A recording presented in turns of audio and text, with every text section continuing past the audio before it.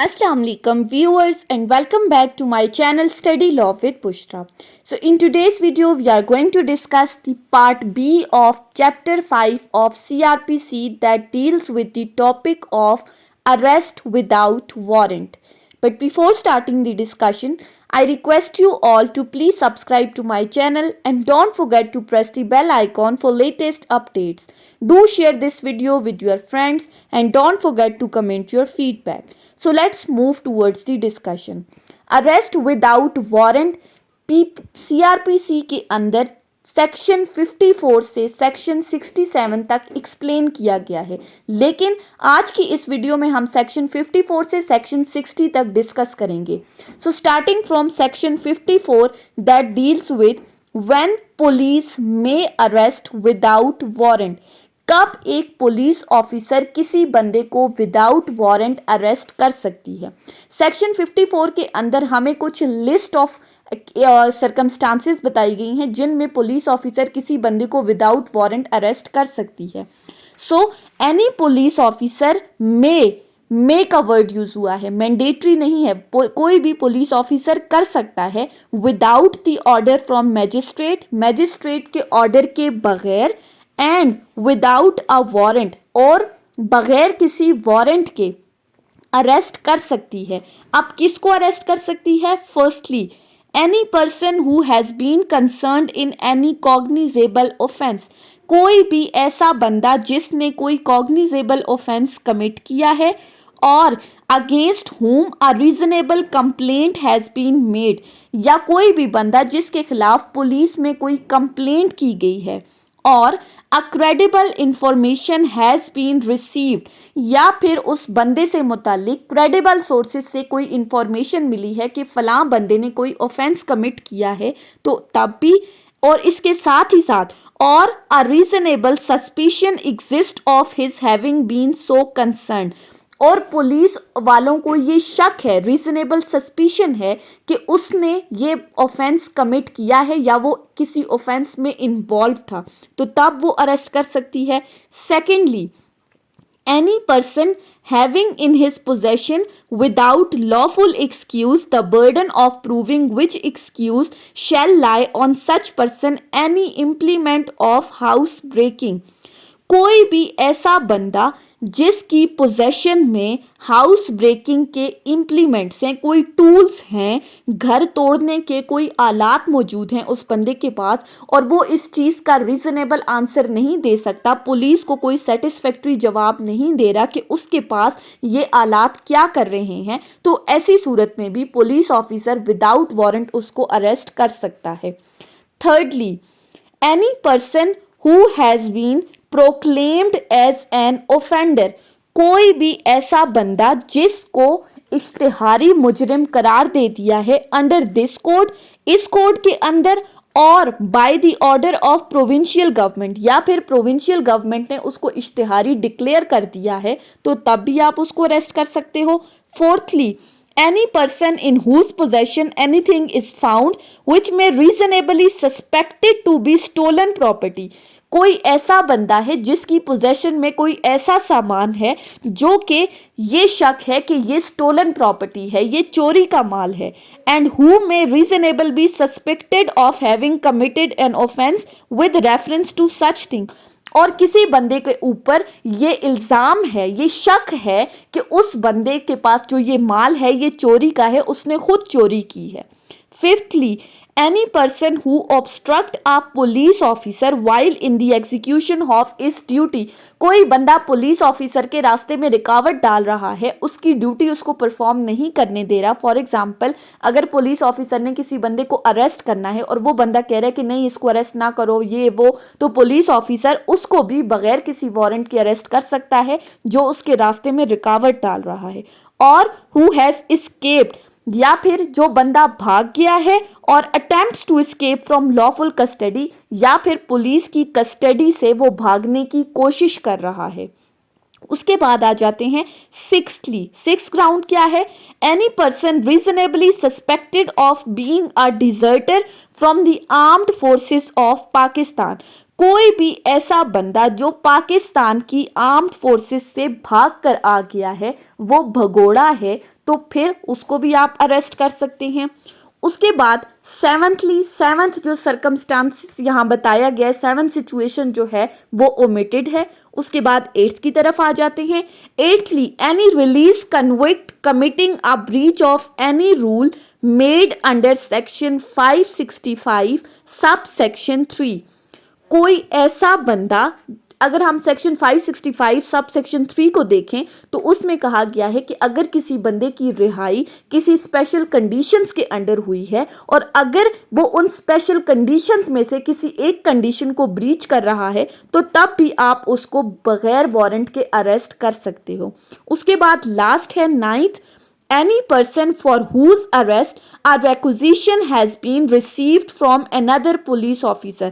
कोई ऐसा बंदा है जिसकी अरेस्ट के मुतालिक किसी दूसरे पुलिस ऑफिसर की तरफ से रेक्विजिशन मिली है, मरासला दिया गया है, provided that such requisition specifies the person to be arrested, और साथ ही साथ उस रेक्विजिशन के अंदर उस बंदे का नाम मेंशन करना है जिसको अरेस्ट करना है, द ऑफेंस और other cause for which the arrest is to be made, वो ऑफेंस बताना है जिसके तहत उसको अरेस्ट करना है, या कोई भी रीजंस जिसकी वजह से उसको अरेस्ट किया जा रहा है, और ये शो किया जा रहा है कि ये बंदे के पास भी लॉफुल पावर है, ऑथराइजेशन है कि जैसे वो उसको विदाउट वारंट अरेस्ट कर सकता था, इसी तरह ये पुलिस ऑफिसर भी इस बंदे को विदाउट वारंट अरेस्ट कर सकता है।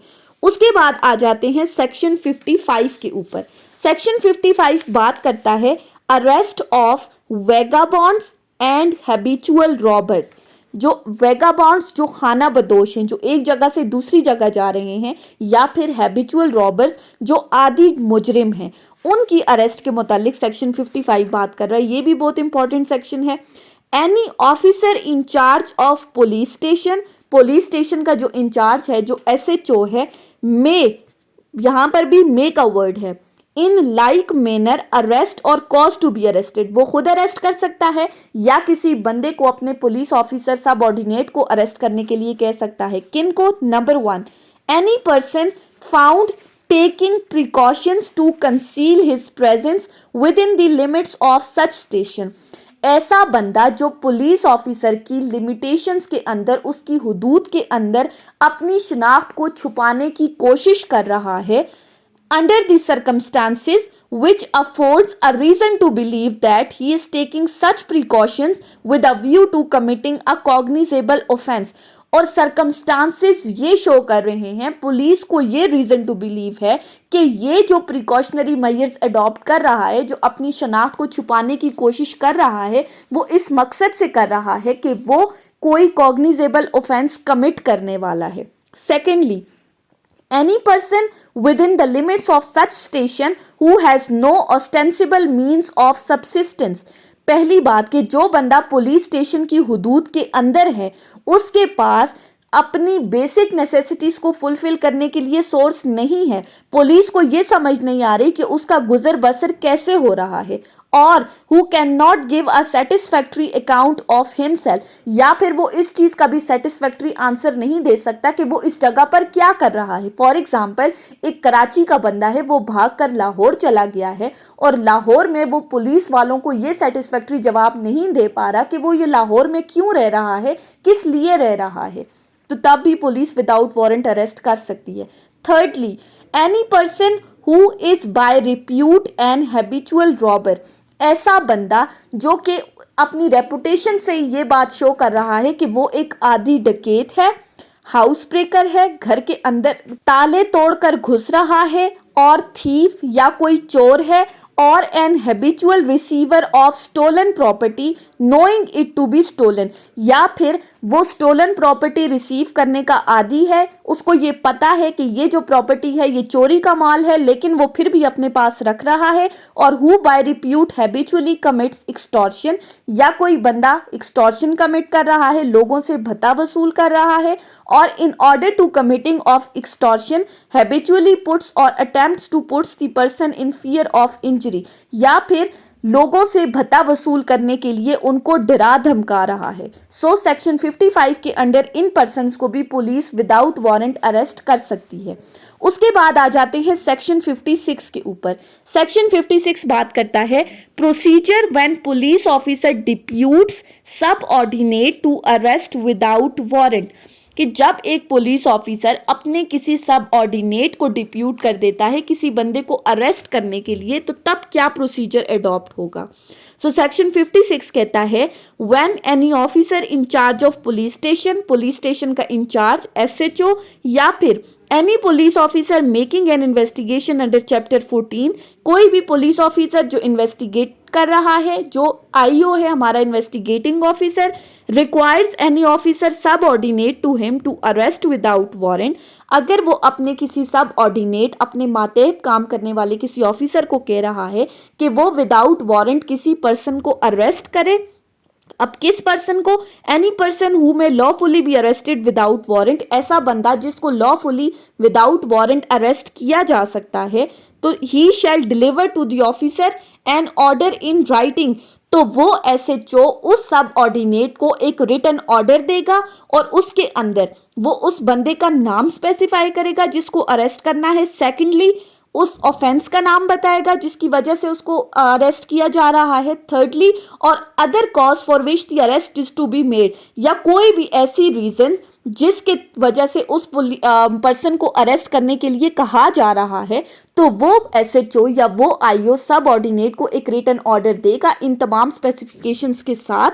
और फिर the officer so required shall, वो ऑफिसर जो सब ऑर्डिनेट है वो उसके लिए मैंडेटरी है before making the arrest notified the person to be arrested the substance of the order, तो वो उस बंदे को अरेस्ट करने से पहले उसको बताएगा कि मेरे पास तुम्हें अरेस्ट करने के लिए ऑर्डर मौजूद है, and if so required by such person shall show him the order, और अगर वो बंदा उससे डिमांड करता है कि मुझे ये ऑर्डर दिखाया जाए तो वो सब ऑर्डिनेट ऑफिसर उसको वो ऑर्डर दिखा भी सकता है। सिंपली सेक्शन 56 कहता है कि अगर कोई एसएचओ अपने किसी सब ऑर्डिनेट ऑफिसर को कहता है कि वो किसी बंदे को जाके विदाउट वारंट अरेस्ट करे, तो उससे पहले वो उसको एक रिटन ऑर्डर देगा। उस रिटन ऑर्डर में बताएगा किस बंदे को अरेस्ट करना है, किस ऑफेंस में अरेस्ट करना है, या कोई भी रीजंस जिसकी वजह से उसको अरेस्ट करना है, और वो सब ऑर्डिनेट ऑफिसर उसको अरेस्ट करने से पहले उसको नोटिफाई करेगा कि मैं तुम्हें अरेस्ट करने के लिए आया हूं, मेरे पास ऑर्डर है। और अगर वो मुल्जिम उस बंदे से डिमांड करता है, उस पुलिस ऑफिसर से कहता है कि मुझे ये ऑर्डर दिखाया जाए, तो पुलिस ऑफिसर उसको एसएचओ या आईओ का वो ऑर्डर दिखा भी सकता है। उसके बाद आ जाते हैं सेक्शन 57 के ऊपर। सेक्शन 57 बात करता है refusal to give name and residence. अब इसमें क्या कहा गया है कि अगर पुलिस ऑफिसर किसी बंदे को अरेस्ट करने के लिए जाती है और वो बंदा अपना नाम और अपना पता बताने से इनकार कर देता है, तो फिर क्या प्रोसीजर अडॉप्ट किया जाएगा। So section 57 states when any person who in the presence of police officer has committed or has been accused of committing a non-cognizable offense, जब किसी बंदे ने पुलिस ऑफिसर की प्रेजेंस में कोई ऑफेंस कमिट किया है, कोई नॉन कॉग्निजेबल ऑफेंस, या फिर उसके ऊपर कोई नॉन कॉग्निजेबल ऑफेंस कमिट करने का इल्ज़ाम है, he refuses on demand of such officer to give his name and residence, वो उस ऑफिसर की डिमांड के ऊपर अपना नाम और अपना पता बताने से इनकार कर देता है, और gives name और residence which such officer has a reason to believe to be false, या फिर पुलिस ऑफिसर को उसने जो नाम और पता बताया है, पुलिस ऑफिसर का ये रीज़न टू बिलीव है कि ये जो नाम पता बता रहा है ये गलत है, तो ऐसी सूरत में he may be arrested by such officer, तो उसको अरेस्ट किया जा सकता है in order that his name और रेजिडेंस में बी असर्टन। किस सूरत में उसको आप अरेस्ट कर सकते हैं? ताकि आप उसके नाम और पते को वेरीफाई करा सकें। सेकेंड क्लॉज कहती है when the true name and residence of such person has been ascertain, जब उस बंदे का नाम और पता वेरीफाई हो जाता है, then he shall be released on his executing a bond, तो ये मैंडेटरी है, शेल का वर्ड यूज हुआ है कि उस बंदे को रिलीज कर दिया जाएगा after the execution of bond with और विदाउट श्योरिटीज। वो विद श्योरिटीज भी उससे बॉन्ड आप ले सकते हैं, विदाउट श्योरिटीज भी। और बॉन्ड लेने का मकसद क्या है? To appear before a magistrate having jurisdiction if so required, कि अगर उसे मैजिस्ट्रेट कभी भी इस केस में बुलाएगा तो वो उस मैजिस्ट्रेट के सामने अपनी प्रेजेंस यकीनी बनाएगा। उसके बाद इस सेक्शन के अंडर एक प्रोविजन दी गई है, provided that if such person is not a resident in Pakistan, अगर वो बंदा पाकिस्तान का रेजिडेंट नहीं है, कोई गैर मुल्की है, then the bond shall be secured by a surety और श्योरिटीज रेजिडेंट इन पाकिस्तान। तो उसकी जो बॉन्ड की एग्जीक्यूशन होगी श्योरिटीज के साथ, वो श्योरिटीज का लाजमी है कि वो पाकिस्तान से बिलोंग करती हो। अब यहाँ दोनों जगह पर शेल का वर्ड यूज हुआ है। आपने ये शेल और मे में डिफरेंस करना है, क्योंकि गेट के हवाले से ये शेल और मे बहुत ही ज्यादा इंपॉर्टेंट है। उसके बाद क्लॉज 3 में आ जाते हैं, should the true name and residence of such person be not ascertain within 24 hours from the time of the arrest, अगर अरेस्ट करने के 24 आवर्स के अंदर उसका नेम और रेजिडेंट जो है वो वेरीफाई नहीं होता, या फिर he fail to execute a bond, या फिर वो बॉन्ड एग्जीक्यूट करने में नाकाम हो जाता है, he shall forthwith be forwarded to the nearest magistrate having jurisdiction. तो ये मैंडेटरी है कि आपने उसको नियरेस्ट मैजिस्ट्रेट के सामने पेश करना है जिस मैजिस्ट्रेट की जुरिस्डिक्शन के अंडर ये केस आ रहा है। उसके बाद आ जाते हैं सेक्शन 58 के ऊपर। सेक्शन 58 बात करता है pursuit of offenders into other jurisdiction, कि किसी ऑफेंडर का अपनी जुरिस्डिक्शन से बाहर निकलकर पीछा करना, ताकुब करना, उसको तलाश करना, क्या ऐसा हो सकता है? सो सेक्शन 58 स्टेट्स अ पुलिस ऑफिसर मे का वर्ड यूज हुआ है, मैंडेटरी नहीं है, वो कर सकता है।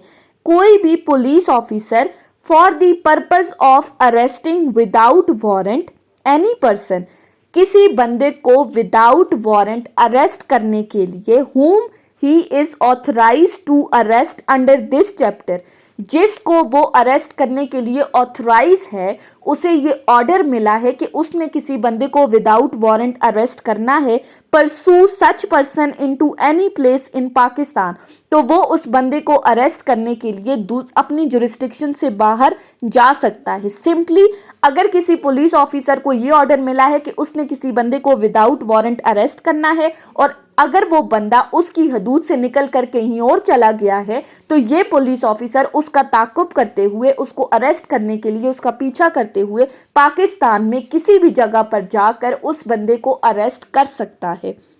सेक्शन 58 डिस्क्रिशनरी इन नेचर है, किसी ने अगर कॉग्निजेबल ऑफेंस कमिट किया है तो आप उसको पाकिस्तान में किसी भी जगह पर जाकर अरेस्ट कर सकते हैं। उसके बाद है सेक्शन 59, लास्ट सेक्शन है आज की वीडियो का। सेक्शन 59 है arrest by private persons and procedure on such arrest. अगर प्राइवेट पर्सन किसी बंदे को अरेस्ट करते हैं तो तब क्या प्रोसीजर अप्लाई होगा? सो सेक्शन 59 स्टेट्स, क्लॉज 1 कहती है any private person may arrest any person, एक प्राइवेट पर्सन कर सकता है, मे का वर्ड यूज हुआ है, किसी भी बंदे को अरेस्ट कर सकता है। अब किस बंदे को? Who in his view commits a non bailable and cognizable offence, जिसको उस प्राइवेट पर्सन को जिसके बारे में लगता है कि उसने कोई कॉग्निजेबल ऑफेंस कमिट किया है, और एनी प्रोक्लेम्ड ऑफेंडर, या फिर वो बंदा इश्तिहारी मुजरिम है, एंड विदाउट अननेसेसरी डिले, तो बगैर किसी ताखीर के, he shall make over any person so arrested to police officer, तो वो प्राइवेट पर्सन ने जिस बंदे को अरेस्ट किया है वो उसको पुलिस ऑफिसर के सामने पेश करेगा, उसके लिए मैंडेटरी है। और in the absence of such police officer, और अगर वो पुलिस ऑफिसर एब्सेंट है, take such person to be taken in custody to the nearest police station, तो वो उस बंदे को नियरेस्ट पुलिस स्टेशन में लेकर जाएगा ताकि उसको सेफ कस्टडी में रखा जाए। क्लॉज 2 कहती है if there is a reason to believe that such person comes under the provisions of section 54, अगर पुलिस का ये रीजन टू बिलीव है कि वो बंदा सेक्शन 54 की प्रोविजंस के अंडर फॉल करता है। सेक्शन 54 में जो हमने लिस्ट पढ़ी थी, अगर उनमें से किसी एक सिचुएशन में ये फॉल कर रहा है, अ पुलिस ऑफिसर शैल री अरेस्ट हिम, तो पुलिस ऑफिसर उसको री अरेस्ट भी करेगा, मैंडेटरी है। थर्ड क्लॉज कहती है if there is a reason to believe that he has committed a non cognizable offence, अगर पुलिस का ये रीजन टू बिलीव है कि उसने कोई नॉन कॉग्निजेबल ऑफेंस कमिट किया है, and he refuses on demand of police officer to give his name and residence, और वो पुलिस ऑफिसर की डिमांड पर अपना नाम पता देने से इनकार कर देता है, या फिर गिव्स अ नेम और residence which such officer has a reason to believe to be false, या वो कोई ऐसा नाम पता बता रहा है जिसमें पुलिस ऑफिसर का रीजन टू बिलीव है कि ये गलत बता रहा है, तो फिर उसको सेक्शन 57 की प्रोविजंस के अंडर डील किया जाएगा। अभी हमने सेक्शन 57 में डिस्कस किया है कि पुलिस ऑफिसर उसको अरेस्ट करेगी, और जब तक उसका नाम वेरीफाई नहीं होगा तो वो पुलिस की कस्टडी में रहेगा, और जब पुलिस ऑफिसर सेटिस्फाई हो जाती है उसके नाम और रेजिडेंस से, तो फिर उसको on execution of bond with और विदाउट श्योरिटीज रिलीज कर दिया जाता है। फिर आगे लिखा है if there is no sufficient reason to believe that he has committed an offence he shall be release, और अगर पुलिस के पास कोई सफिशिएंट एविडेंस नहीं है कि इसने कोई ऑफेंस कमिट किया है, तो फिर आप उसको एट वंस रिलीज कर देंगे। सो ये थी हमारी आज की डिस्कशन अरेस्ट विदाउट वारंट के टॉपिक के ऊपर। हमने सेक्शन 54 से सेक्शन 59 तक डिस्कस किया है। सो आई होप कि आपको ये लेक्चर समझ में आया होगा, अगर आपने इस वीडियो को अटेंटिवली सुना है तो। अगर आपको ये वीडियो अच्छी लगी है तो इस वीडियो को लाइक करें, कमेंट करें, चैनल को सब्सक्राइब करना ना भूलें, और ज्यादा से ज्यादा अपने फ्रेंड्स के साथ शेयर करें। Thank you so much for watching this video. Till then, अल्लाह हाफिज।